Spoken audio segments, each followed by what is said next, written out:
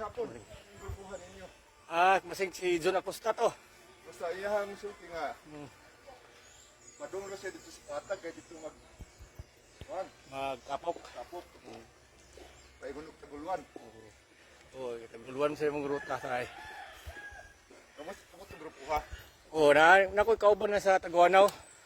Daghan pud karong bikers lagi, di pipira ka siguro. Lagi.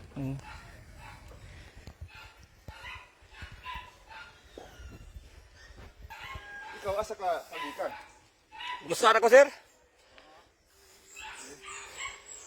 Ikaw asa ka sir gikan? Di ako sa Makasandig.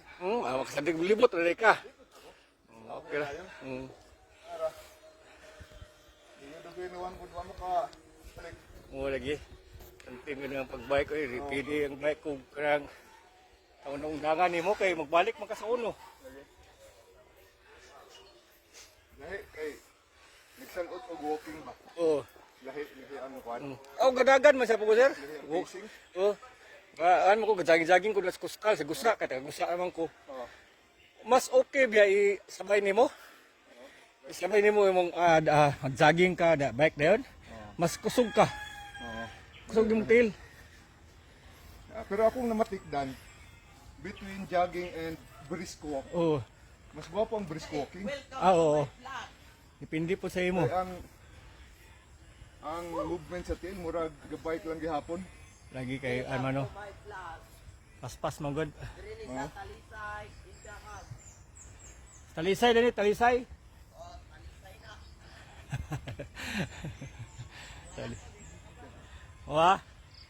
May ka nagsaba ka.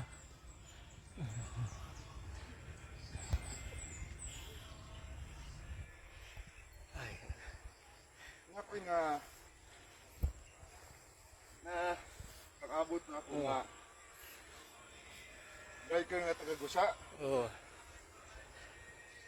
ang ngalan niya ha. Pero konsihal siya. Dahil sa Gusa. Isa ba ko siya?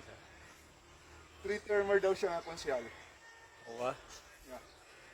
Diha may nagpakita sa Kiniog.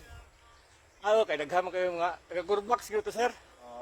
Daghan man may grupo ko sa Gusa nga kanang Gurbak. Kasama sila din. Mao gani mong sakaanan dinhi kay mas dali mo gani sakaon diri kay kaumanan. Naog di ka school state. Ano po ba kanang landong di kayo init? Tapos wako yung set yan ang kayo.